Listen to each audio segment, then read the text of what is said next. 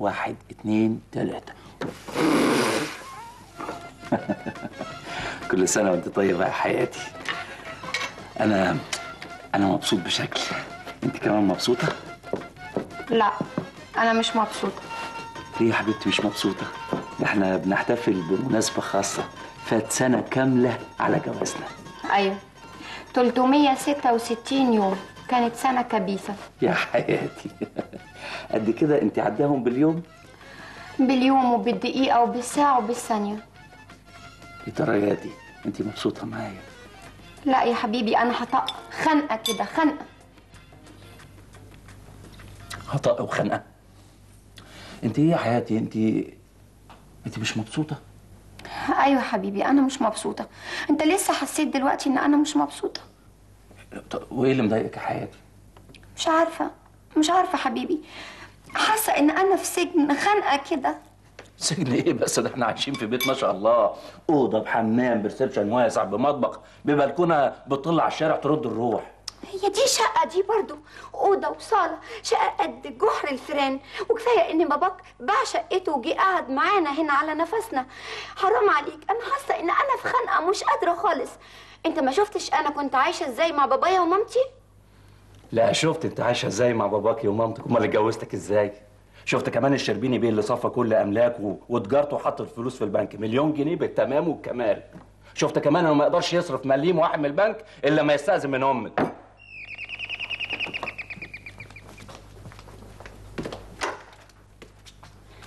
ازيك يا نعيم؟ ماما ازيك يا حبيبتي؟ ازيك انت؟ مالك كده؟ هو مقصوف الرقبه ده مزعلك؟ كنت قوليلي وانا كنت جبت ابوكي معايا كان يأدبه. مالك يا اختي كده وشك اصفر ومخطوف؟ يا حماتي وشها اصفر ومخطوف عشان لابسه اصفر. انت ايه يا جدع انت متجوز بنتي عشان تجوعها؟ ده انا بنتي متربيه على الغالي. ما انا قلت لك يا نعيم، كان قلبي حاسس من يوم ما كنتوا مخطوبين ان الجدع ده لما هيجوزك هيجوعك ويشحتفك. ما صدقتنيش. قولي لي يا نعيم، ايه اخبار الحمل؟ انت بقالك سنه يا حبيبتي دلوقتي متجوزه، ده البت لبيبه اللي متجوزه معاكي في نفس الليله خلفت امبارح توأم. لا يا ماما انا مش حامل. مش حامل؟ اسمع يا جدع انت تنزل معايا دلوقتي حالا على الدكتور. ليه يا حماتي؟ انا مش عيان ولا بخطرف ولا عندي سخونيه، اروح للدكتور ليه؟ من عارف لو ما نزلتش معايا دلوقتي للدكتور انا هخلي فضيحتك بجلاجل.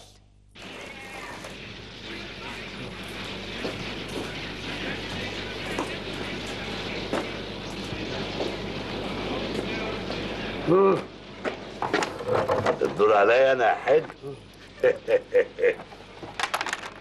شايف دي؟ دوش من العالي، 1 2 خشب يا حلو. يعني ايه بقى؟ يعني اتهزمت يا بطل. ده على فكره تاني مره امسكها فيها خشب من ساعه ما قعدت تلعب معايا.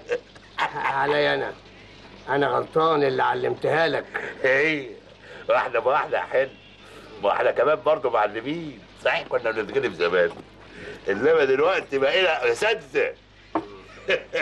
يلا يا حلو اجهز بقى عشان هتدفع المشاريب النهارده على حسابك. منين؟ انا باخد من القهوه على النوته لاخر الاسبوع. ايوه فكرتني، ده انا حتى مصروفي خلص لاخر الشهر. وحد يا راجل انت يعمل عملتك يبقى عندك مليون جنيه تحطهم في البنك باسم مراتك وتاخد من مراتك مصروف كل يوم؟ جرى يا حسان، هو كل مره هتفكرني بالغلطه دي؟ ما انت عارف الحكايه من اساسها. قال ايه يا سيدي؟ الست حرام على اخر الزمن بقت مكسوفه من محلات الفسيخ والملوح، المحلات اللي كان رزقنا عليها ولحم كتافنا من خيرها. قال ايه؟ علشان لما يجي عريس يتقدم لبنتي ما نبقاش قاعدين قدامه مكسوفين. طب وايه يعني؟ ما انا بنتجوز بنتك وما سالناش في سفرتكم، حتى لما رحنا نخطبها حطينا قطن في مناخيرنا وما سالناش. ايه ما سالتوش؟ بس بعد ايه؟ بعد ما الفاس وقعت في الراس وبيعتني محلاتي وبقيت قاعد زي العواطليه، لا شغله ولا مشغله. وده معقول يا راجل؟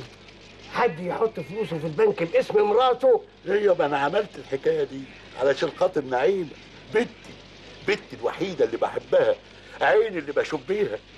وبعد يا اخويا ما حجتها خلصت ونعيمه بنتنا اتجوزت في امان الله واتستتت، رحت لها قلت لها يا وليه اديني القرشين خليني اشغلهم بدل ما هم قاعدين لا شغله ولا مشغله، هاتي القرشين. قالت لي لا. قالت لك ايه؟ قالت لي لا، هو دخول الحمام زي طلوعه، شوف جبروت الوليه. لكن بالحق هي قالت لك ايه؟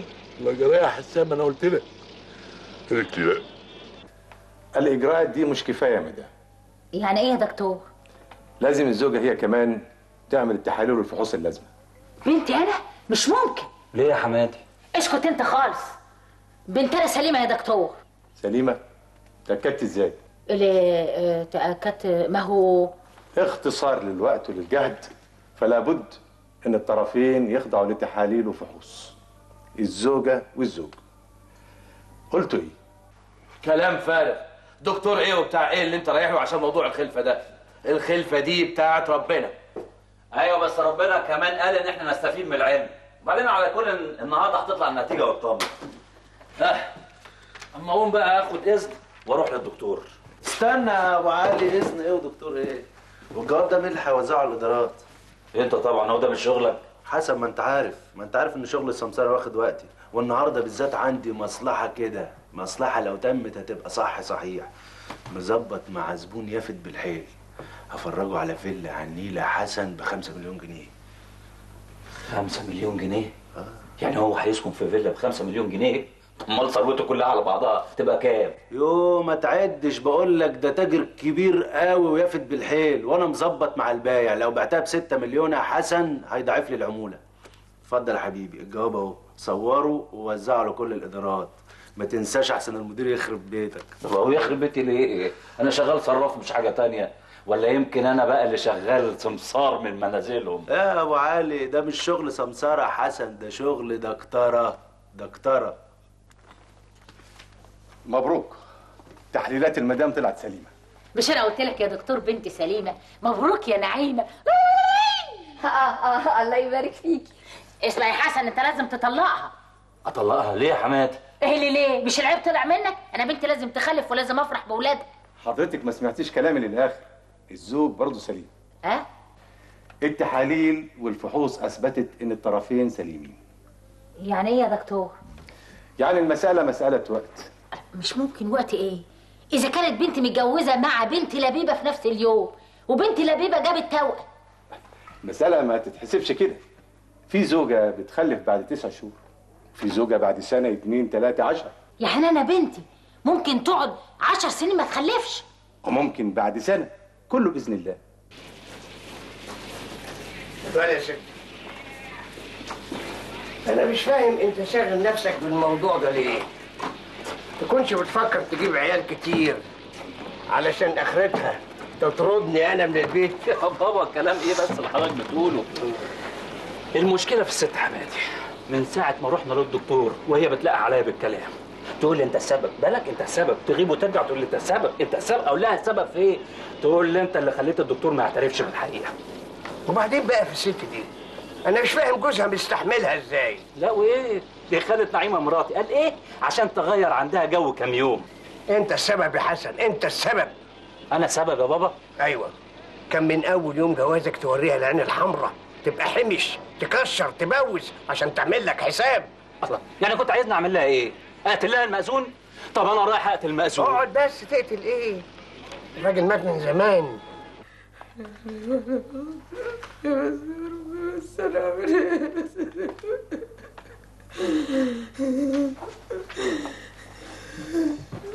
ايه مالك يا ست روحيه بتعيطي ليه؟ ما انت ما شاء الله عندك 4 اولاد. ولا يمكن بقى ست وكيله الوزاره اللي بتشتغلي عندها بعد الظهر جليسه اطفال تكون خصمت منك حاجه من المرتب؟ ابدا يا استاذ حسن، اصل الواد ابني الكبير سقط في الامتحان، ملقاش حد يذاكر له يا عين امه. طب وابوه ما ذاكرلوش ليه؟ اصل ابوه بعيد عنك وعن السامعين، كان مشغول لشوشته، كان بيدي دروس خصوصي لاولاد الجيران. انتوا السبب، ذنبه في رقبتكم. يا استاذ حسن، وانا هعمل ايه بس؟ ما انا غصب عني. هو انا كل اللي بعمله ده علشان مين؟ مش علشانهم اوفر لهم مصاريفهم؟ الاولاد يا ست هانم انت محتاجينك اكتر من المصاريف. اصلك انت ما جربتش خلفه الولاد وتربيتهم. يعني هو انت اللي جربت؟ الو. ايوه اهلا وسهلا. موجوده. ثانيه واحده. مدام روحيه جوزك. جوزي؟ انتوا جوزي ده مش ساكت في البيت ولا هنا؟ الو، ايوه يا منصف، ايه في ايه؟ يا مصيبتي؟ درجة حرارته 39؟ ايه ده؟ بقولك يا دي الراجل وما وديتوش للدكتور ليه؟ طيب انا جايه حالا. بقول لك ايه، اعملوا كمادات ميه ساقعه على بال ما اجي. بالسلامه. الواد ابني درجه حرارته 39، انا لازم امشي حالا عشان اوديه للدكتور. ايوه يا فندم. موجوده. ثانيه واحده. مدام روحيه وكيله الوزاره. وكيله وزاره ايه دلوقتي؟ هي جت لهم فره ولا جت لهم فره بس؟ الو. ايوه يا فندم. نعم دلوقتي؟ ايوه بس اصل الواد ابني حاضر جايه حالا اهو. نعمل ايه بس دلوقتي يعني؟ اقطع نفسي ولا اقطع نفسي؟ سيب الواد درجه حرارته 39 ولا سيب. انا مستعد اخد ابنك اوديه للدكتور بنفسي. كتر خيرك يا استاذ حسن، ملوش لزوم. من فضلك يا استاذ مسعد اتصل بسياده وكيله الوزاره وقول لها تشوف لها واحده غيري تقعد بعيالها، وان شاء الله حتى ترفدني. يلا. انت بتقول ايه؟ انا بعيط حسين، بعيط. طب كفايه بقى، قطعت قلبي. انا كان نفسي البنت بنتي تجيب لي ابن صغير افرح بيه والعب معاه. يا سيدي ابنك اهو زي الفحل، وبكره يتجوز ويخلف لك بدل العيل 12 عيل، نصهم صبيان والنص التاني صبيان. الولد ايه؟ الولد بكره يتجوز ويسيب البيت ويسيبني انا ومراتي وش في وشها بس. عندك حق، انت محتاج طرف تالت يبقى معاك في البيت عشان يحوش عنك. يا سيدي بكره ابنك يتجوز ويخلف ويجيب لك ولد مقطط كده ومكلبز ولذيذ كده وحليوه، يركب فوق ظهرك ويقول لك شي يا جدو شي يا جدو شي يا جدو، وياخدك على دماغك تنسى الدنيا كلها.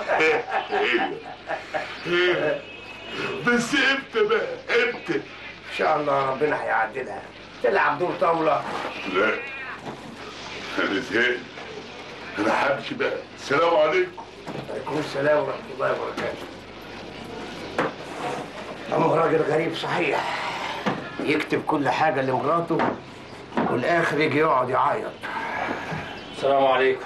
عليكم السلام ورحمه الله يا حسن. كويس انك جيت في وقتك، انا زهقان. مش اكتر مني يا بابا. ليه؟ حماتك برضه؟ لا المره دي بنتها نعيمه.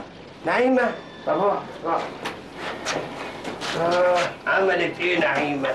ما انا غص عليها عيشتي، طول النهار تتنقر معايا وتجر في شكلي. وسايت امها؟ مش المقصود يا بابا، بس اصلها طول النهار قاعده لوحدها في البيت وانا في الشغل، ودي بقالها سنه متجوزه، يعني دي حاجه تزهق.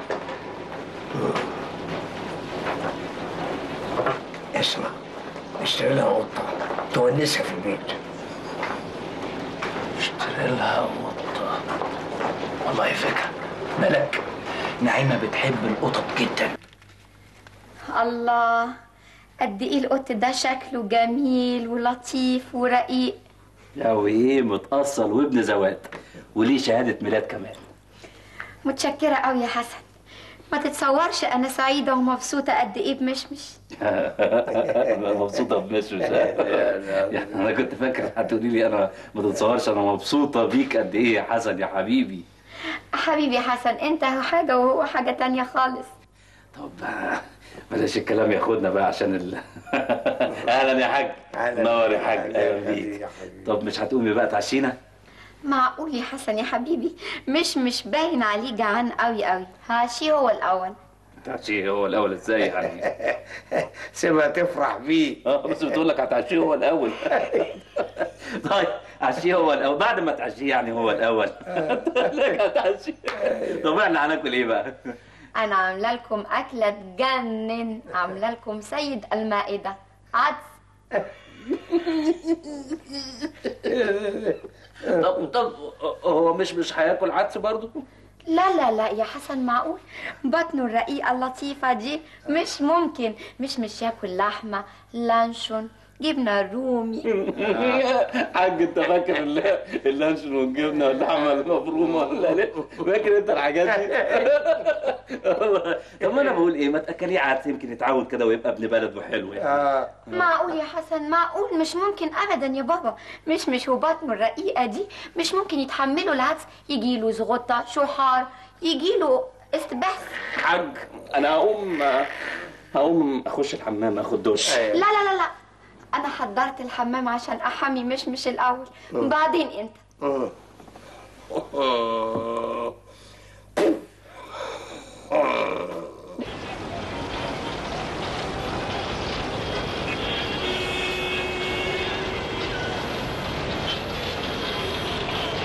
اظن انت خدت دش النهارده.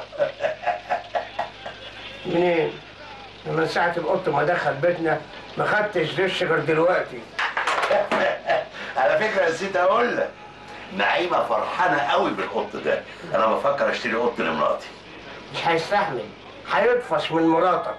ايوه صحيح، ليك حق. تلعب كمان 10؟ انت يا اخي ما بتزهقش؟ بزهق بس اعمل ايه؟ ادي احنا بنسلي وقتنا انا وانت على باب الله. حسان. نعم.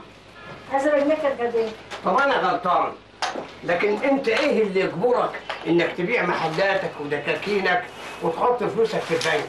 مش كان زمانك دلوقتي عامل مشروع كويس كبير ومش لاقي دقيقه فاضيه تلعب فيها؟ ايه بس اعمل ايه؟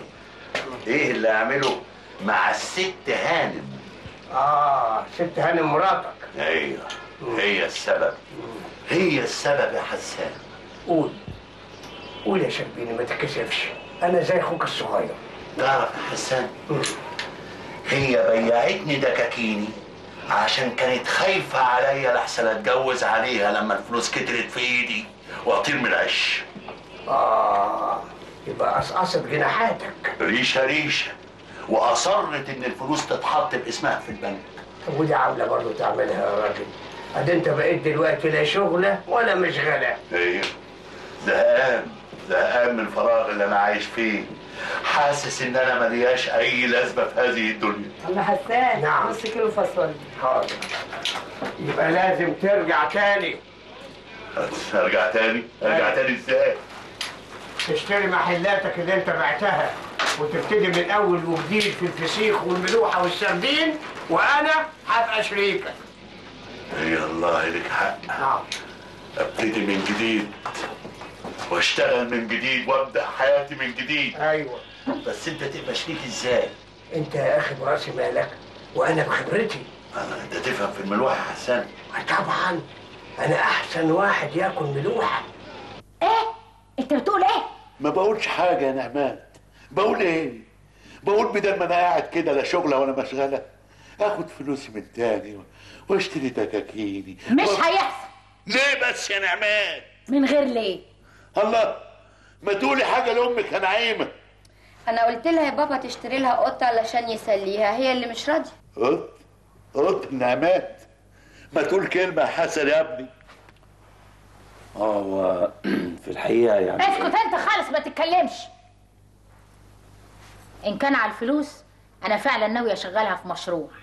شغليها يعني ايه؟ حديها لابن عمة ابن خالة ام الله يرحمه الاستاذ عشري. تديله فلوسي؟ بأمارة ايه؟ ما هو اللي هيشغلها لنا. ده الاستاذ عشري ده هايل، الجنيه اللي بياخده بيرجعه 2 جنيه بعد سنه واحده. في كده في الدنيا جنيه يكسب جنيه في سنه، يعني يكسب 100%. ايوه، ما هي ثانيه بنت خالة ابن عم ام الله يرحمها حاطه فلوسها عنده وهو بيشغلها لها وادالها ارباح على فلوسها قدها 10 مرات.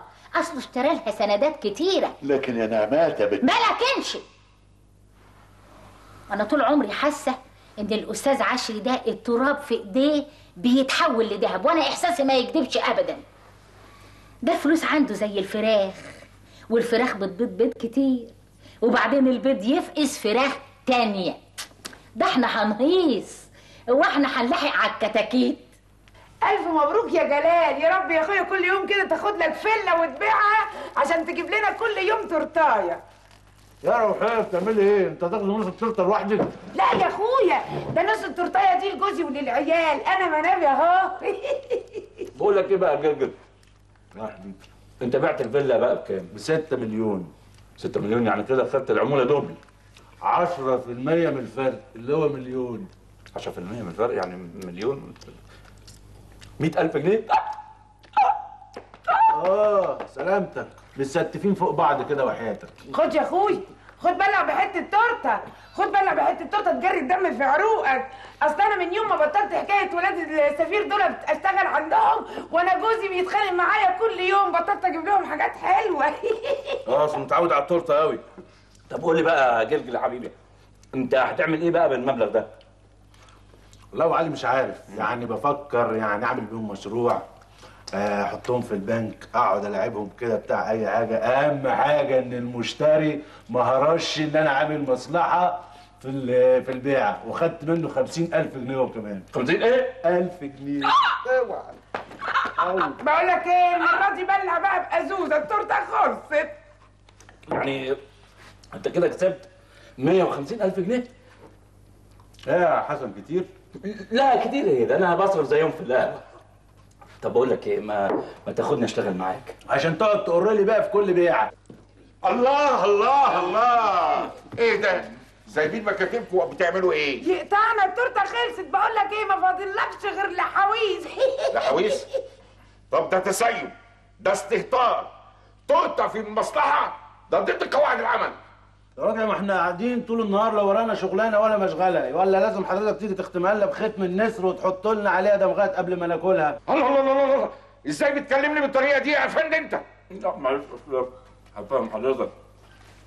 جلال باع فيلا بمبلغ كبير قوي. فيلا؟ ايه كان ورث عن ابوه؟ لا ابوه، هو ابوه كان حيلته حاجه، لا ده هو السمسار اللي باعها. سمسار؟ بيشتغل سمسار؟ وباعها بكام؟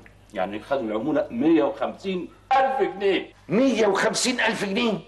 ده انا من يوم ما اشتغلت في المصلحه لحد ما اخرج معاش ما كنتش كسبت نصهم. انت كمان هتقر. الله الله الله الله، ان ما خربت بيتك يا جلال، ان ما حولتك للتحقيق، ده انا هكتب فيك مذكره اطلب فيها فصلك. وعلى ايه؟ انا مستقيل ومناقص من الشغلانه دي اساسا، وبناقص الاشكال دي. الله، انا تقول لي الاشكال دي ان ما خربت بيتك؟ وعلى ايه؟ استقالت اهي، انا محضرها لك مقدما كاش. وريني بقى ازاي هتحول لي للتحقيق واعمل لك باي باي كده وانت بتخرب بيتي. اتفضل يا استاذ. الله الله، ومستعجل ليه يا ابني على تقديم الاستقاله؟ ما تستنى لما التحقيق ياخد مجراه وبعدين تقدم الاستقاله عشان كل حاجه تبقى ماشيه صح. مين فيكم جلال شلبي؟ مش انا يا اخويا طبعا. انت كلك نظر. انا يا باشا في ايه؟ انت مطلوب القبض عليه. انا؟ ليه؟ الفيلا اللي بعتها وكنت السمسار بتاعها. مالها يا باشا؟ عليها جمارك؟ الراجل اللي باع الفيلا طلع من نصاب ومش صاحبها وكان مأجرها مفروش. اتفضل معانا. انا ما اعرفش اي حاجه يا باشا عن الموضوع ده خالص. يبقى قول الكلام ده للمعاون.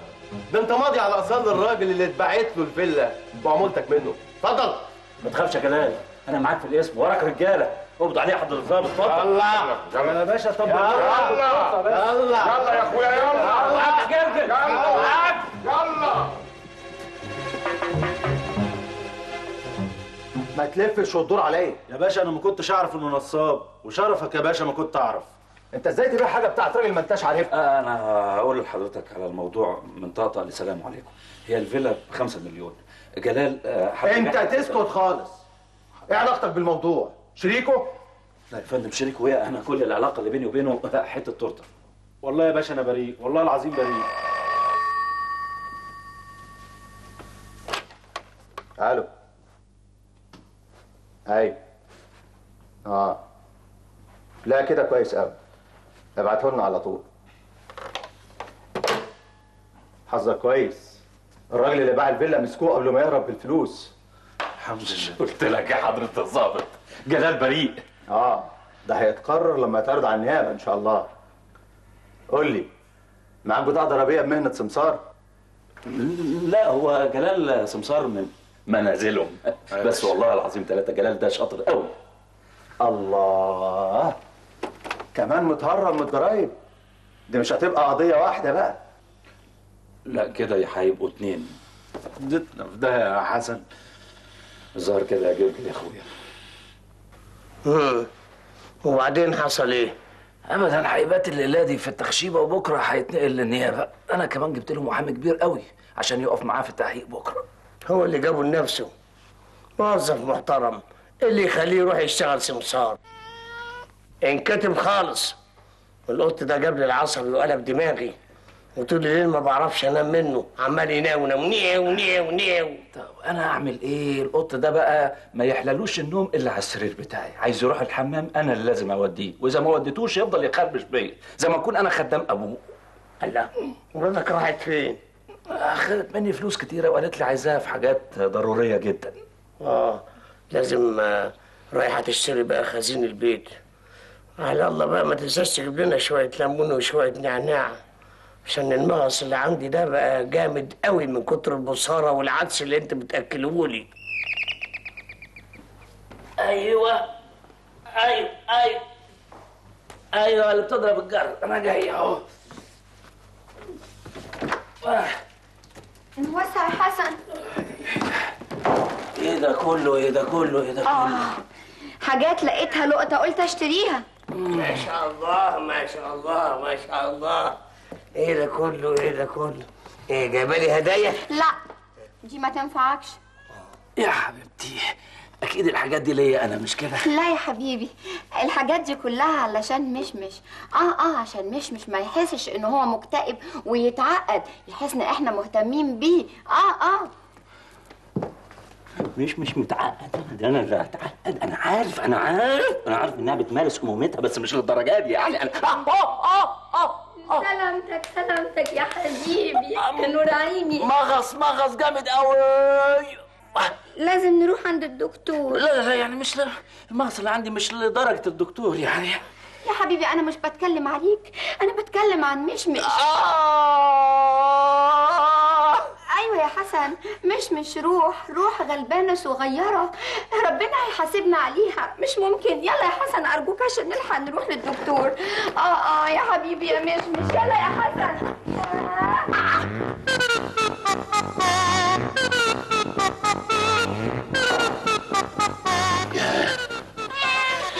ايه ده؟ ايه يا دكتور؟ الساعة 12:30 ل 5. مش مشكلة. على مهلك. قول نو. ايه ده؟ انتوا ازاي تسكتوا عليه لغاية ما حالته توصل بالشكل ده؟ انتوا اكلتوه ايه؟ بصارة وعدس يا هانم. الجسم الرقيق ده ياكل بصارة وعدس؟ النفس وطلبت. اهو دلوقتي جاله حالة تسمم. تعال انا هكتب له دلوقتي على دواء يشيل كل الالام اللي عنده، الالام اللي بيحس بيها. انا هكتب له على انتوبيوتيك. انتوا ايه؟ انتوبيوتيك. ايه انتوبيوتيك؟ اللي هو مضاد حيوي يعني عشان يشيل الالام. انتوا عارفين ان النوع ده من القطط محتاج رعاية خاصة. اهم من الدواء النظام الغذائي يعني. خدي بالك معايا قوي في النظام الغذائي. الصبح لازم يكون فطار خفيف، 3-4 حتت بفتيك، الحته تكون كبيره قد كده، ومعاها خليك معايا سمعة الاكل شبطت، ومعاها كوبايه لبن زبادي، بس زبادي يكون بلدي من الجاموسه للمستهلك على طول. نيجي بقى للظهر. الظهر عايزكوا الغدا ده مهم جدا. 2 كيلو كباب احمر ومعاه كيلو كفته، بس الكباب يكون نص سوا كده. وبلاش السمين عشان انا ما بحبوش. بس انا بحبه. ايوه خلاص نبقى نجيب لك كيلو، وعلبه طحينه طبعا وعلبه سلطه. بعد الغدا ده لازم تشربوه كوبايه عصير اناناس، وبعديها كوبايه جريب فروت. بس انا ما بحبوش ده. الجريب فروت ماشي، يبقى اديله برتقال. نيجي بالليل بالليل بيختلف عن الصبح والظهر. العشاء ده لازم يبقى خفيف خالص. ورك بطه. ايوه ورك بطه. افتح التلاجة شوفي البواقي عندك ايه، ان كان في ضلع فرخه، جناح فرخه، اي حاجات في التلاجة، لانشون، روز بيف، الحاجات دي كلها بتساعد. الحلو، والحلو ده لازم ياخده بالليل قبل ما ينام. فار. حاضر. انا هتبع النظام ده بالظبط يا دكتور، بس انا عايزه اسال سؤال. الفار ابيض ولا اسود؟ رمادي. سيزوني. ممكن ناكله معلبات؟ لا الا المعلبات دي يا هانم. المعلبات اللي انتوا دي بتاكلوها هو ما يستحملهاش. ايه ده؟ بصوا معايا. ايه؟ انتوا مش شايفين انه وشه اصفر؟ ده لونه كده يا دكتور. مش لونه يا اخي، انا بفهم في السلاله دي، انا واخد الدبلومه بتاعتي في النوع ده من القطط. ايوه. ده وشه اصفر يا عيني. انتوا باين عليكم مقعدينه في اوضه ضيقه ضلمه محبوس فيها. انتوا اكيد ساكنين في شقه صغيره، لازم تسكنوه على النيل، لازم يغير هوا، يغير جو، ويستحسن ان انتوا تودوه مصيف. مصيف ايه يا دكتور؟ هو احنا بنصيف عشان هو يصيف؟ يا عم هو لازم يصيف. ازاي يعني؟ بلاش التصيف، انا هقول لك على حاجه مهمه جدا هتعمليها يخف، لحسن يجيله اكتئاب وانفصام في الشخصيه، ويمشي في الشارع ما هوش عارف هو مين ورايح فين، وجايز يمشي وما يلقوش تاني. يا رب يسمع من بقك ربنا. لا. جيبي له قطه. ايه؟ قطه تاني يا دكتور؟ ليه؟ تونسه. انا هكتب له الدواء. اطمن. انت اسمك ايه؟ مش ابن نعيمه.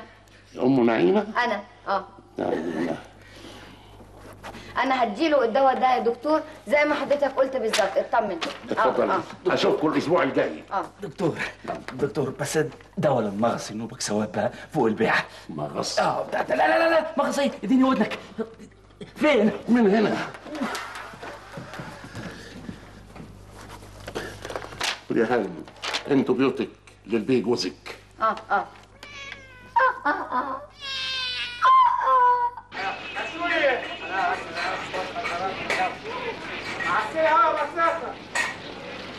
صباح الخير يا استاذ حسن. اهلا وسهلا، صباح الفل. ما تعملش بنفسك كده يا ابني. يا بابا ما هو انت السبب. انت اللي قلت لي هات لها قطي والنسا، جبت لها سي قطي بقى كل حياتها. يبقى المغص بيهرف معدتي ولا هنا. يبقى نفسي في لقمه كلها تروح تعشيه هو. طب اغسلي لي هدومي ابدا تروح تحميه هو. اعمل ايه يا بابا؟ اعمل ايه؟ لا المسألة بقى ما ينسكتش عليها بعد كده. ايوه طبعا ما ينسكتش عليها. الله، القطه ده بقى كل حياتها ولا اتركنت على الرف. يرضيك كده؟ ده ما بقاش مشمش، ده بقى مش بيه. وكله كوم. ولما احب اسمع بقى اغاني صالح عبد الحي كوم تاني، احط الشريط في الكاسيت يبدا هو ينونو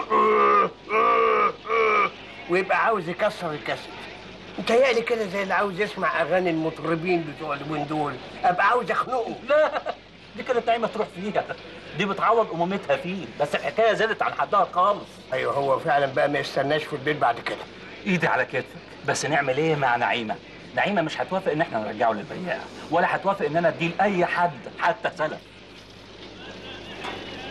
احنا مش هنقول لها. امال هنقول لمين؟ يعني قصدك ايه يعني؟ احنا هنسرب القط من غير ما تحس هي باي حاجه. انت عليك تشيل القط وتطبطب عليه كده كانه يعني ابنك، وتخليه يسكت خالص وتجيبهولي وتيجي، وسيب الباقي عليا انا هستعمل معاه طريقه بسبس نو.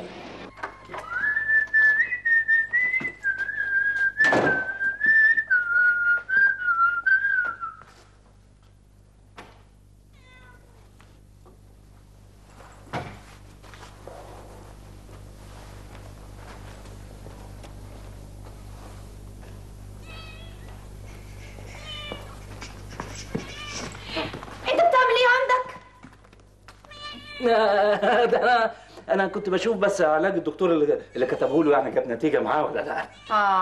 شكلك كده ناوي على شر. لا شر ايه يا حبيبتي، ده انا كنت هاخده اكله ايس كريم وافسحه واشممه هوا، اطلع له الكتاب اللي عنده. تفسحه ولا تسربه؟ انا شايفه في عينيك كل حاجه باينه. لا اسربه ليه يا حبيبتي، اسربه ليه؟ انت غيران منه. انا هغير من قط برضه يا حبيبتي. ايوه يا حبيبي، من يوم مش ما جه في البيت وانت متغاظ ومفروس ومتضايق جدا. انا مش فاهمه ليه، مع انه نونو انا مش فاهمه ليه بتكرهه كده. ايوه انا بكرهه لانك سايباني ومهتميه بالقط ده، بتعامليه زي ما يكون ابنك وهو مش ابنك، ده قط يا انا يا هو. هات، اذا كان في حد لازم يمشي من البيت ده اكيد يبقى مش اذا عايز تخرج تروح في اي حته اتفضل روح.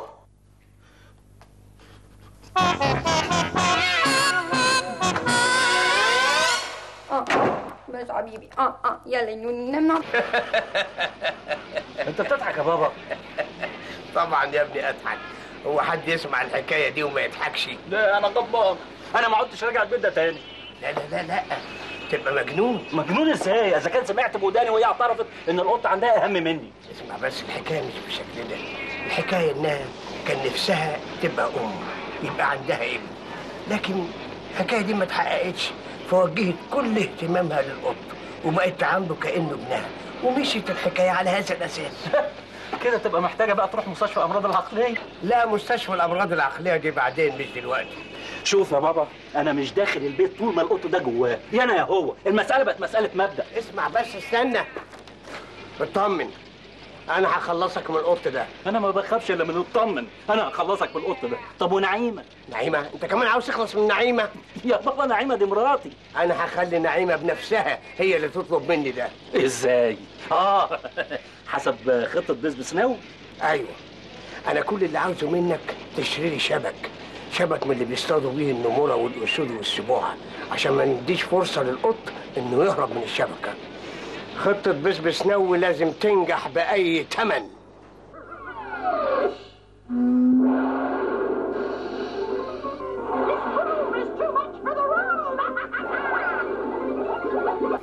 مش عارفه مش ماله، بقاله كام يوم كده نفسه مسدوده وما بياكلش كويس خالص. يمكن مش عاجبه فيلم الكرتون اللي بتعرضه ماما صفاء، او لا المره الجايه تبقى تغير فيلم الكرتون وتخليه مش كرتون، ولا اوديه سينما. اسمع ما اقولك، مالكش دعوه مش خالص. مساء الخير. اهلا، مساء النور يا بابا، اتفضل. هي اتاخرت ليه؟ بس انا كنت بدور لمشمش على جبنه رومي من الصنف المعتبر عشان يتعشى بيها. بس مش خلاص اتعشى. خلاص يحل بيها ويعني بيبطل اكل. تعالى يا مشمش، تعالى الجد، وتعالى يا حبيبي، جبنه رومي اهي. تعالى. اهلا يا حبيبي، اهلا يا حبيب جدو. ناس لطيف وظريف. انتوا مش تدخلوه بقى المدرسه الالماني؟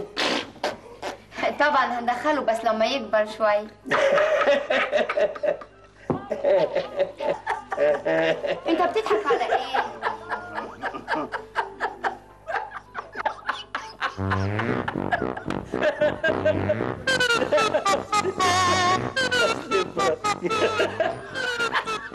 افتكرت ان انت بس نسيت.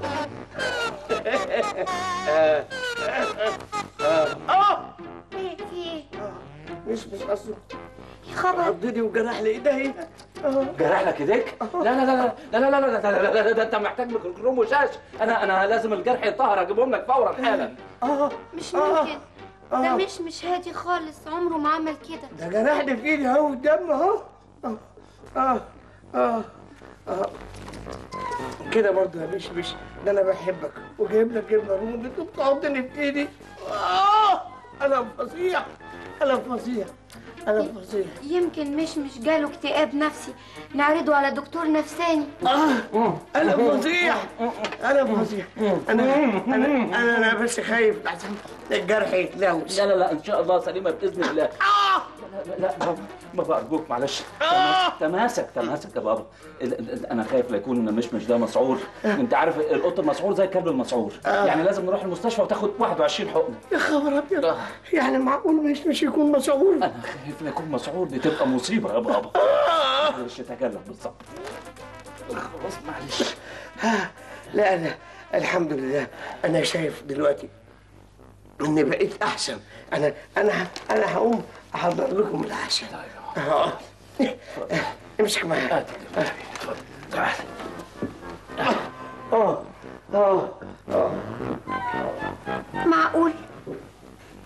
معقول مش حبيبي؟ معقول مش يكون اتسعر؟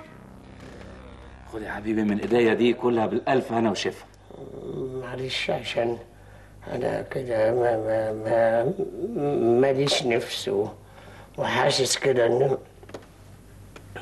ان في حاجه مكلكعه في سوري. لا حاجه مكلكعه. خد لك شويه ميه بلع المكلكع. يلا بابا اتفضل. اتفضل اشرب الله. خد يا حبيبي.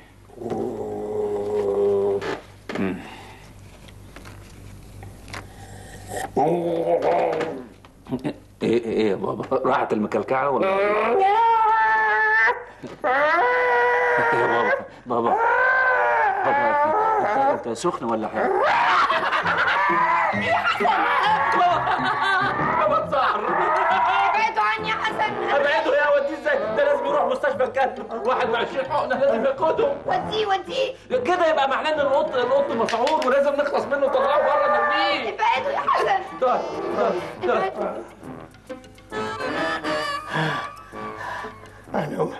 أنا متأسف يا جماعة. أنا الحمد لله دي حاجة كده يعني بتمر. أنا اتخضيت عليك خالص يا بابا. لا والله أنا كمان اتخضيت على حضرتك. يلا الحمد لله. أي حاجة وعدت. بسم الله الرحمن الرحيم. اتفضل بالهنا والشفا. اتفضل من إيدي. شكرا أوي. اتفضل يا بابا اتفضل. ألف هنا وشفا. اتفضل.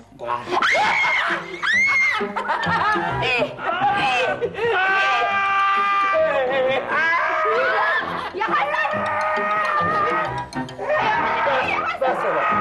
بس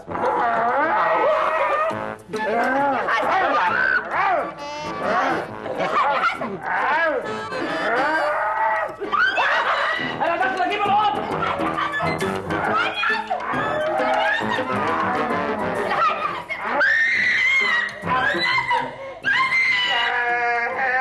عاوز ايه؟ اعمل لك اللي انت عايزه. لا مش حاجة.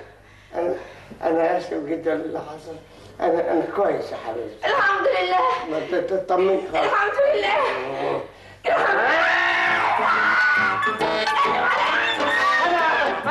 انا معايا القط. انا مسكت القط. مع السلامة. مع السلامة حسن.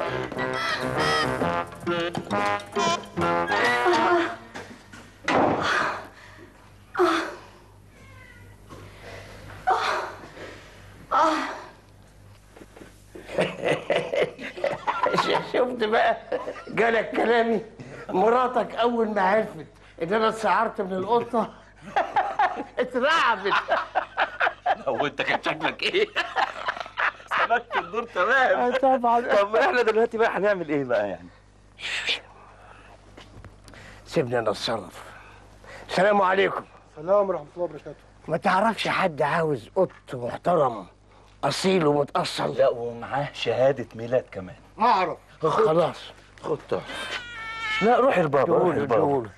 شكرا. السلام عليكم. وعليكم السلام ورحمه الله وبركاته. يلا اتفضل معايا.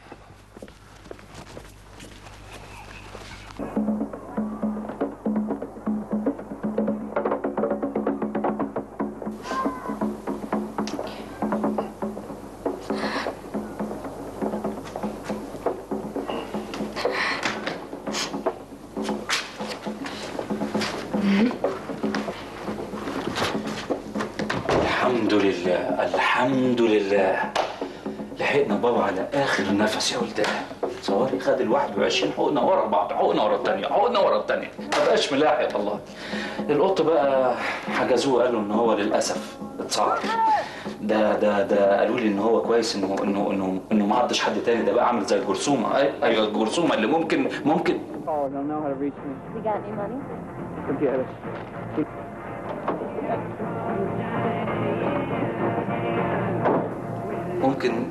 تعدي اي حد يقرب منه يعني. بس يا حبيبي، بس معلش ده امر الله قدر ولطف. معلش انت بقى تشد لنا حيلك كده وتجيب لنا ولد ان شاء الله احسن من سمشمش ده. انا مش قادره اعرف ازاي ده جرى المشمش. هنعمل ايه ما هو طول النهار كان عمال ياكل بفتيك وجريب فروت، بفتيك وجريب فروت، هنعمل ايه؟ انا مش قادره اتصور ابدا ان مش يغيب عني. معلش يا حبيبتي هنفتكره بكل خير والله.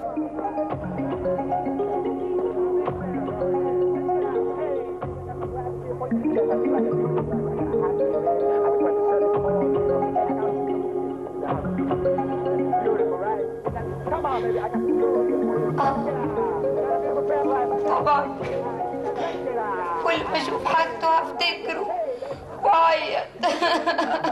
انا بقول ناخد حاجتك يعني هي كمان ونديها للبواب. ايه؟ انا قصدي يعني ان البواب يمكن يكون يعرف حد عنده قط مش مسعور، نديله الحاجه دي تنفعه يعني. لا ابدا، حاجة مش حبيبي هتفضل قدامي علشان تفكرني بيه. ده هي دي الحاجات اللي فاضله لي من ريحته. طيب يا حبيبتي معلش ما تزعليش نفسك. انا بقول يعني احنا مش هننام بقى. لا انا مش عارفه ازاي هنام من غير مشمش. بلاش خلينا صاحيين ان شاء الله للصبح، احنا ورانا ايه؟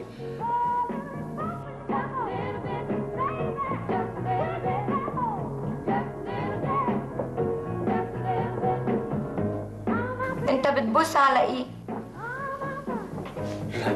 لا ولا حاجه. لا انت اللي بتبصي لي كده ليه؟ اصل انا حاسه احساس واحساسي ما يخيبش ابدا. حاسه بايه يا حبيبتي؟ حاسه انك بتخدعني، اهو العلامات بانت عليك.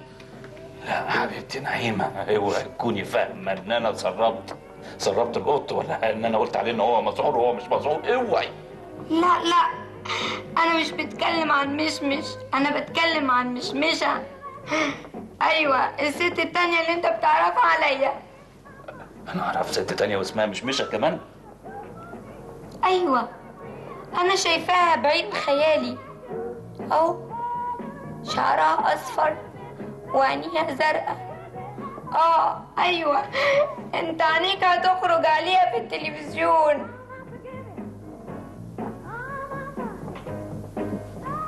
يا غشاش يا خاين، طلعني. I know. We gotta have him, man. $65. That is the price.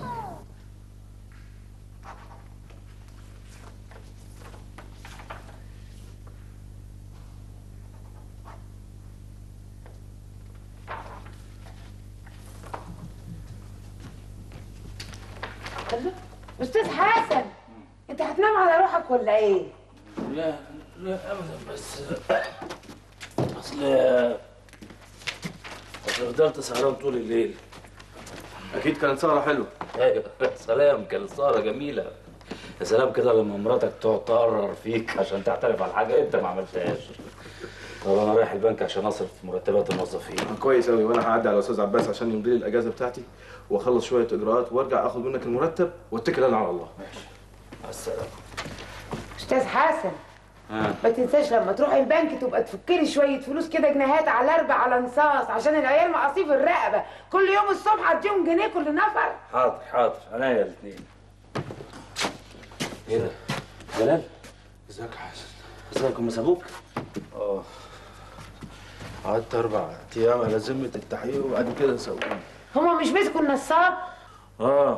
بس ما كانش عايز يعترف باي حاجه، لولا المحامي بتاعي جاب صحيفه سوابق بتاعته فاضطر يعترف.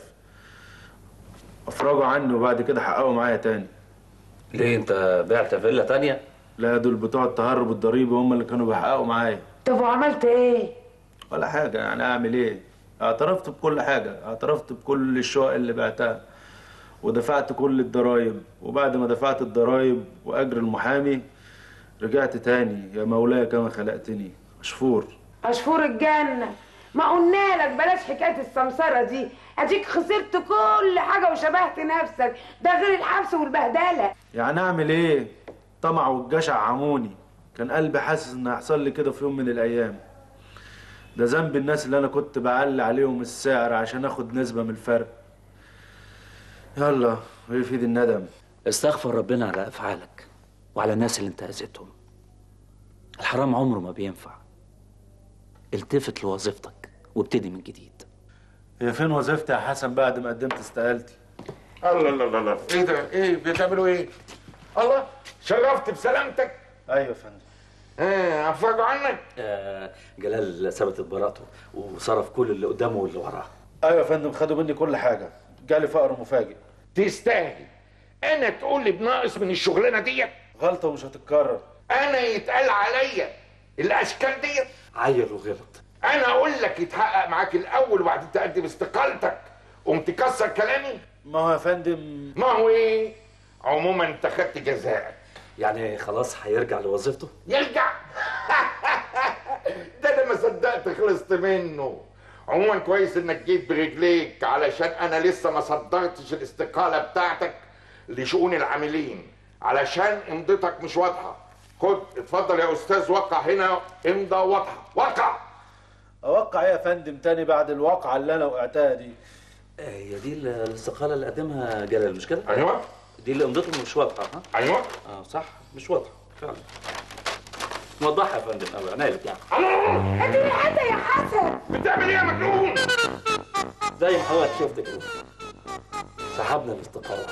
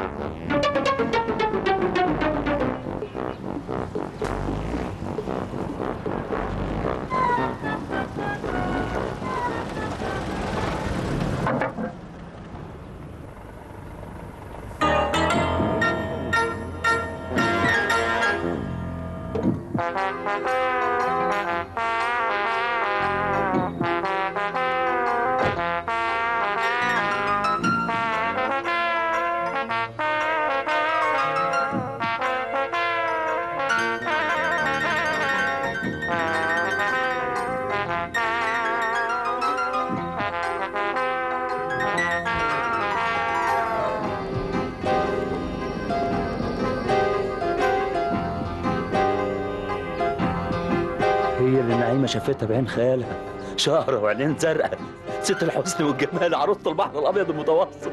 هي كان عندك حق يا نعيمة والله.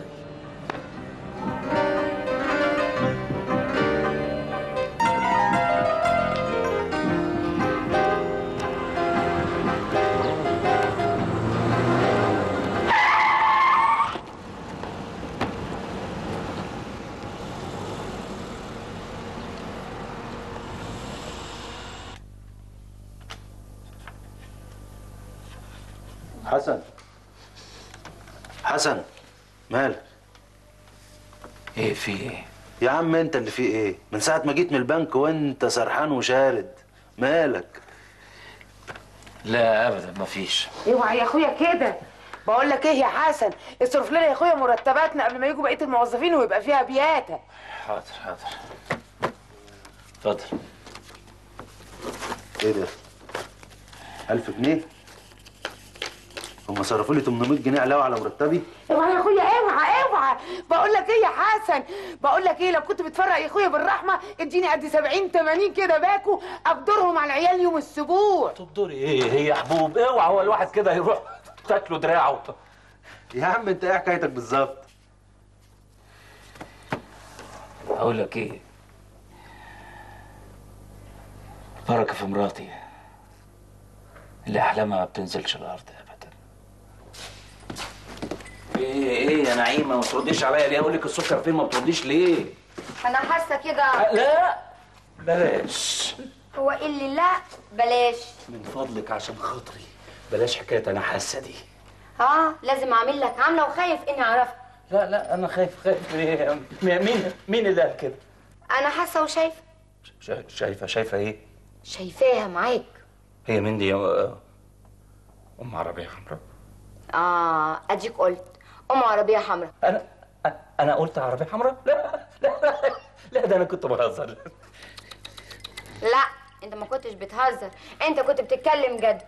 انا شايفاك بعناية دول واقف بتكلمها. لا يا حبيبتي انا ما كلمتهاش، ده هي راحت بصلي مجرد بصه بس كده ودخلت البنك من غير ما تتكلم معايا كلمه واحده. اديك اعترفت يا خاين يا غشاش. طلعني طلعني طلعني.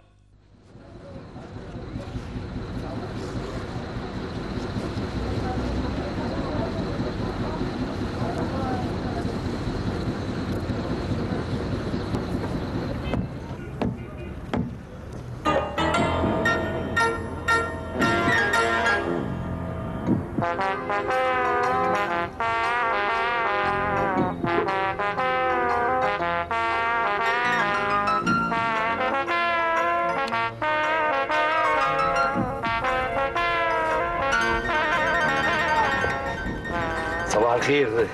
صباح النور. ايه ده العجله نايمه ها؟ ايوه مش عارفه اغيرها. لا تغيريها ازاي؟ معقوله برضو يعني ايديك الجميله دي توسخيها؟ انا هغيرها لك. انا كنت شاكره جدا. لا ده انا اللي شاكر جدا. انت جنتلمان قوي. انت اكتر. انسان شهم. من بعد ما عندكم. انا حظي حلو اني لقيتك. هو انا باجي كل اخر شهر عشان اسحب مرتبات الموظفين. ده بيفتح من هنا؟ ايوه ده نفس الميعاد اللي باجي فيه البنك، يوم 30 بالظبط من كل شهر.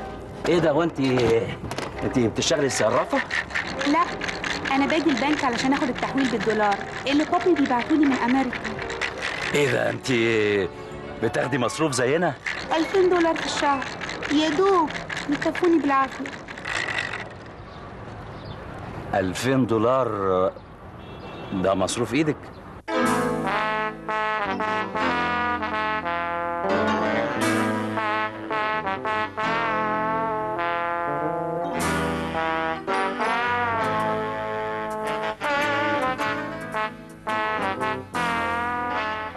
مالك يا حسن؟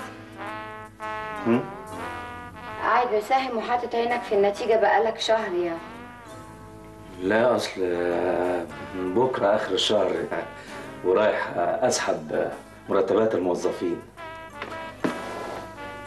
وفرحان عشان رايح تجيب مرتبات الموظفين؟ انا فرحان علشان هقبض. مع ان مشوار البنك ده كان دمه تقيل قوي على قلبك زمان. ده كان زمان، دلوقتي على قلبي زي العسل. اول ما بستلم الفلوس واحطها في الشنطه كده احضن الشنطه، يا سلام، احس ان انا غني قوي. الله، ده اجمل احساس شفته في حياتي. انت عيان يا حسن؟ انا حاسه كده انك هتعيا. المره دي احساسك خير. انا حاسس بحاجه تانية خالص.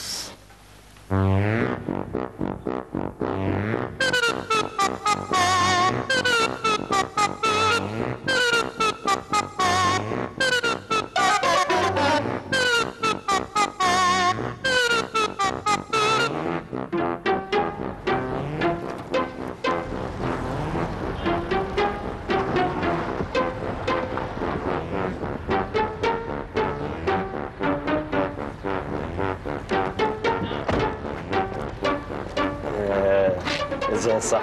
حسن ايه المفاجأة الحلوة دي؟ لا مفاجأة ايه؟ مش كان في ميعاد بينا برضه؟ ميعاد؟ ميعاد ايه؟ انت مش قلتي لي بتيجي البنك اخر يوم في الشهر؟ ده انا بقالي 3 ساعات مستنيكي. انا اسفة اتأخرت شوية. لا ولا يهمك. ما فيش عجلة عندك نايمة كده يعني اصلحها لك؟ لا بس ما تمشيش، انا هوصلك بعربيتي الشغل. لا امشي ايه، ده انا قاعد ان شاء الله نص الليل. انا هتلاقيني هنا مش ماشي، انا ما ورايش حاجه.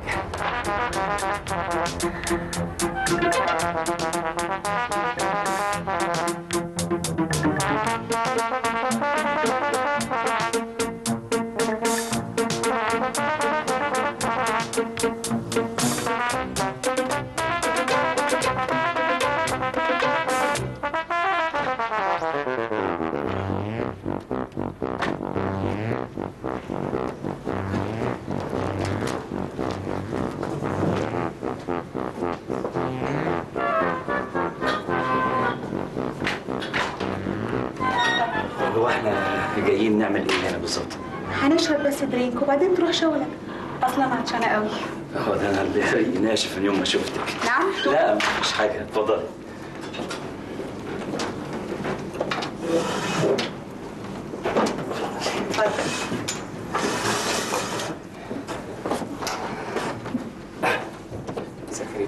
اهلا وسهلا. تشرب ايه بقى يا حسن؟ لا ده واجب علينا. 2 ليمونات. يا سلام، انا مش مصدق نفسي، حاسس كأني في حلم، قاعد مع واحده في جمالك ورقتك وحسنك. كلامك رقيق وحلو زي المرحوم. مرحوم؟ مرحوم مين؟ جوزي الله يرحمه، الخالق الناطق شبهك تمام، طولك برضو، رقتك، صوتك، حنية قلبك، كأنك نسخة منه. عشان كده ضحكتي وطمنتيلي وجبتيني على هنا. مرحوم مرحوم مش مهم. ميرسي. مش كنت سبت شنطتك في عربيتي بدل ما تشيلها معاك لغايه هنا؟ لا شنطتي شنطتي. ايوه شكرا جدا، الله يخليك. شكرا جزيلا. لا شنطتي دي عهد انا ما سيبهاش من ايدي ابدا. ايه رايك في المكان؟ بص حواليك كده وتامل الجمال. مكان بديع، انا عمري في حياتي ما شفتش مكان زي ده ابدا. اشرب من كوبايتي وانا هشرب من كوبايتك. انت عايزه تجري ورايا؟ هتتعبي. وبعدين ما خدت بق من هنا. مش مشكله. طيب مش عارف دي ليه دي، مش عارف.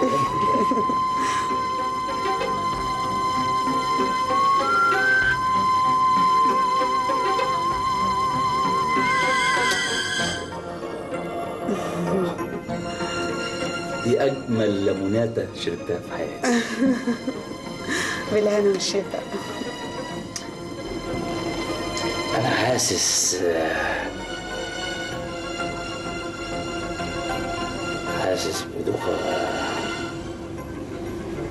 بدوخة خفيفة، ظهر من تأثير جمالك وسحر عينيكي.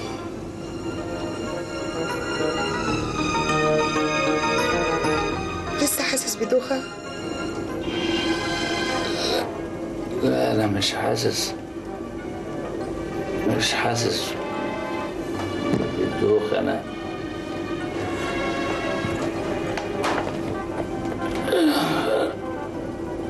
عايز أنام. طب ما تنام، حد حيشك.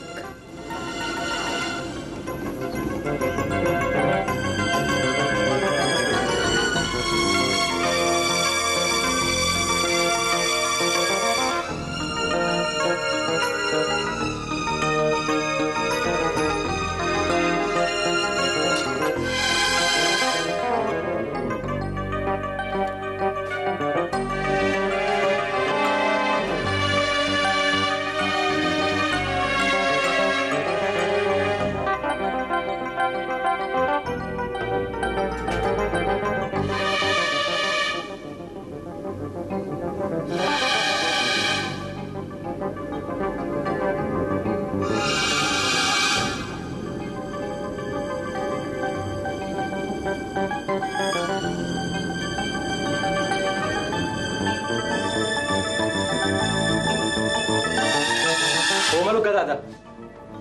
والست اللي ما راحت فين؟ ما اعرفش. ده باين عليه مغمى عليه. انت يا استاذ، انت يا استاذ، يا رب يكون معاه بطاقه عشان نعرف عنوان اهله.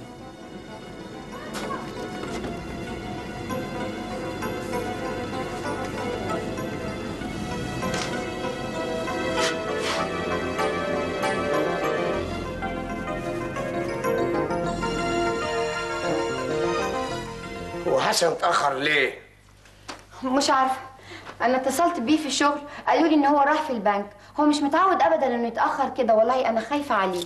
ربنا يجيب العواقب سليمة. يظهر هو ده.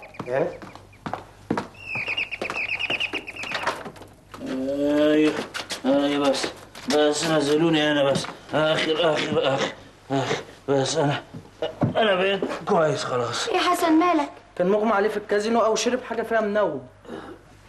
كازينو ومنوم؟ هي ايه الحكايه؟ انا هحكي لك يا بابا على الحكايه من طقطق لسلام عليكم. انا بعد ما خدت منها كوبايه العصير قالت لي خدها اشرب كوبايتي علشان تجري ورايا. هي مين دي؟ دي الشقره ام عيون جريئه. خدت منها كوبايه العصير بتاعتها شربتها هوب بقيت في سابع نوم. ما صحيتش الا وانا قدام باب العماره وهم شايليني. انا بقى كنت ماسك الشنطه في ايديا. الشنطه شنطه ايه؟ شنطه المرتبات ال 100,000 جنيه. وانت كان معاك شنطه وانت في الكازينو؟ ايوه. لما كنت بتشرب الليمون مع الشقره ام عيون زرقاء؟ ايوه. عشان تجروا ورا بعض؟ ايوه. يبقى انت اللي هتجري وراها لحد ما يتقطع نفسك ونفس اهلك. يعني ايه؟ يعني البت دي ضحكت عليك النصابه عشان تاخد الشنطه. لا نصابة ايه؟ لا ده ابوها بيبعت لها مصروف ايد كل شهر $2000. ده غير ان انا شبه المرحوم جوزها. يا حسن اعترف ان انت راجل جردل. حسن انت كنت بتخوني مع الشقره ام عيون زرقاء. ما انت السبب. ايوه احاسيسك هي السبب. هي اللي خلتني اجري وراها. انا؟ احاسيسي انا؟ ده كان لعب عيال. لعب عيال ايه؟ مش انت اللي قعدت تقولي لي عين خيالي وعين بطيخي لغايه ما رحت وراها؟ انا اللي عندي عين ولا خيال ولا اي حاجه ولا عمري شفتها. انا ما اعرفش اي حاجه ولا اعرف اشوف اي حاجه. انا ماما هي اللي قالت لي اعمل كده عشان اعرف اذا كان في واحده ست تاني في حياتك غيري ولا لا. خرب بيتك يا حسن، يا خرب بيتك يا حسن. طب انا اعمل ايه دلوقتي؟ اروح فين يا بابا؟ اروح فين؟ لازم تروح تبلغ البوليس في البت النصابه دي وتاخد معاك عيش وحلاوه يكفوك 15 سنه، لانك هتقعد هناك ال 15 سنه تحت ذمه التحقيق. قلت لي بقى يا سيدي اوصافها ايه؟ شقره يا فندم، شقره وعينين زرقاء. تحس يا فندم ان هي حوريه نازله من السماء. نزلت على مين؟ على عبد الله. ما لقيتش غير المغفل انا عشان تسرقه يا فندم. انا في لحظه نسيت كل حاجه. عشان كده انا لازم اتقدم، لازم اتحبس عشان ما اعملش كده تاني يا فندم. بس المهم الفلوس يا فندم، المهم الفلوس. ما انتوا اكيد مش هتلاقوها لان المجرمه الحلوه دي خدت الفلوس وهربت بيها. للاسف مش هنقدر نحبسك. ليه يا فندم مش هتقدروا تحبسوني؟ لاننا مسكنا المجرمه الحلوه اللي بتقول عليها. مسكتوها؟ ازاي يا فندم؟ مش هي دي شنطه المرتبات برضه؟ ايوه يا فندم، ايوه هي اطمن بس على الفلوس يا فندم. الحمد لله، احمدك واشكر فضلك يا رب. طب مسكتوها ازاي يا فندم؟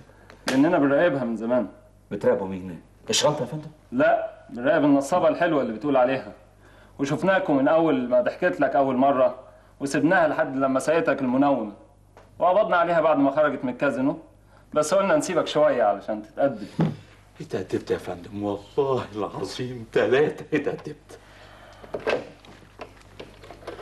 هاتوا ثانيه مطول.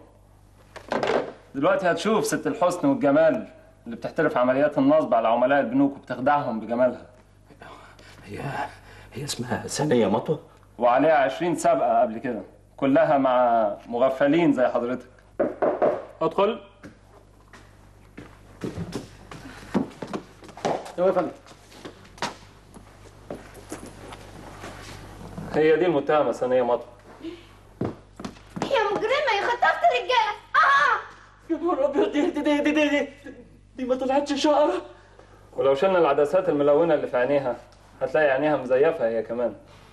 لسه شايف انها عروسة البحر. ان شاء الله تغرقوا في البحر.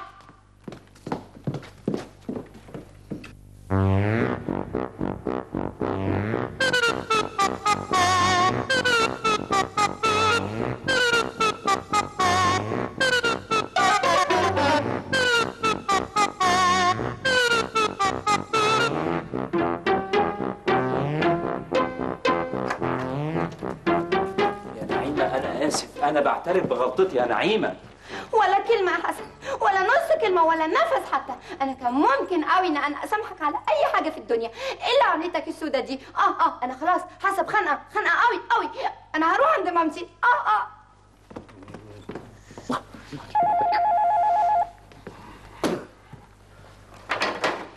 الو. ايوه يا حماتي، مش سامع حاجه. انت حاسه بخنقه انت كمان ليه؟ في ايه؟ عندكم مصيبه حصلت؟ الخط اتقطع.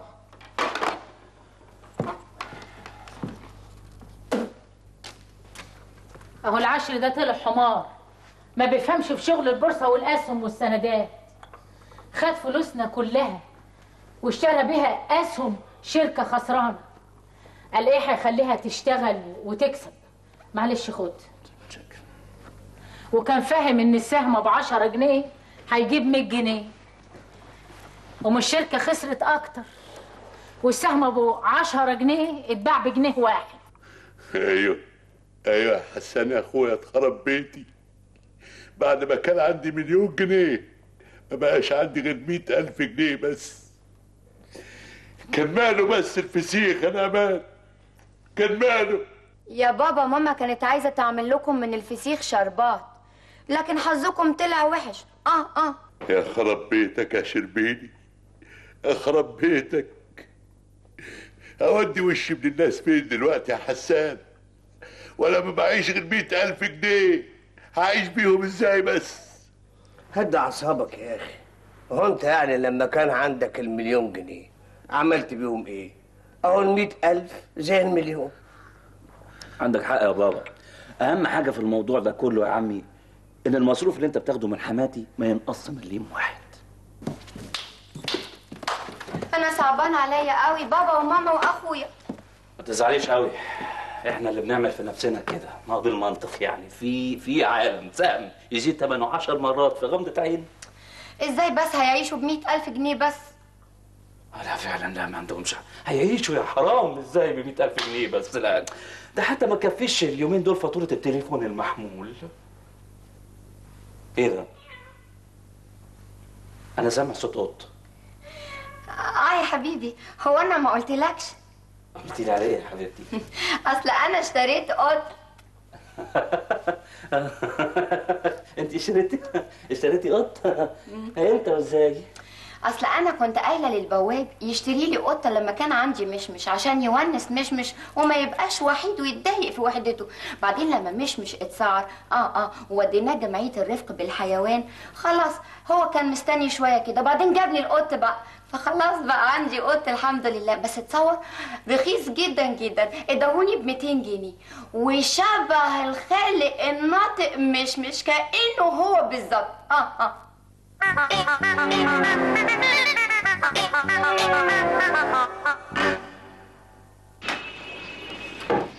ما تضايقش نفسك كده يا ابني. خطة بس نو باظت يا بابا. مش رجع لنعيمة تاني. ولا يهمك، هنلاقي طريقة تانية ونسربوا بيها برضه. ايوه حضرتك تسربه وانا ادفع 200 جنيه. مفيش فايدة. طول ما نعيمة محرومة من الأمومة مش هتقدر تستغنى عن مشمش واخواته ابدا. ما تضايقش نفسك يا ابني، مش يمكن دلوقتي لما ترجع البيت تلاقي زغاريد وافراح ويقولوا لك مراتك حامل؟ يسمع من بقك ربنا يا بابا. احسن نعيمة من زهقها راحت واخدة مشمش في حضنها وراحت طالعة على بيت امها تقعد عندها كام يوم. احسن. ايوه احسن برضه عشان نخلص من تعب سمسمس ده. بس بالك انا حاسس كده ان انا هسمع خبر كويس، عشان كده انا هقوم اروح لها بالاذن يا بابا. استنى يا حسن، انا بتهيألي كده انت نفسك في عيل اكتر من مراتك، ويمكن ده يخليك تقل عقلك انت كمان وتشتري قط. ساعتها بقى انا اللي هسيب لكم البيت واطفش.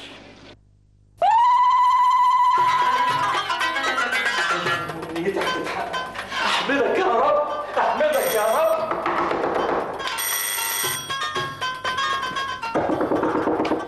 فرحني يا عمي، فرحني اللي بالي حصل. اخبار هايله، اخبار هايله يا ابني. بشاير الحمل بانت. مش ممكن، مستحيل. نعيمة انت فين يا نعيمة؟ نعيمة. نعم يا حسن، في ايه مالك؟ ايه مالي ايه؟ انت مستكترة عليا الفرح. الف الف الف مبروك. الله يبارك فيك. انت عرفت؟ عرفت؟ ايه اللي عرفت؟ ده انا اسعد راجل في الدنيا دلوقتي. اقعدي يا حبيبتي، اقعدي بالراحه يا ماما، بالراحه. استحي بالراحه اقعدي، وعلى الاقل من مال وانت بتقعدي بالراحه. ايوه لازم تستريحي. استريح؟ انا مش تعبانه يا حسن. يا حبيبتي ربنا ما يجيب تعب، بس انا كل شغل البيت انا اللي هعمله لك، انا اللي هكنس وامسح وانا اللي هقشر التمحت. المهم الراحه التامه ليكي. راحه تامه؟ انا مش عيانه. ما انا عارف يا حبيبتي ربنا ما يجيب عيا. الحامل لازم ترتاح عشان سلامة الجنين. حامل؟ انا مش حامل يا حسن. مش حامل يا حسن؟ امال مين اللي حامل؟ هتقولي لي القط؟ ده قط. انا يا جوز بنتي، انا يا جوز بنتي اللي حامل. شربات النونو يا حسن. شربات ايه النونو ايه؟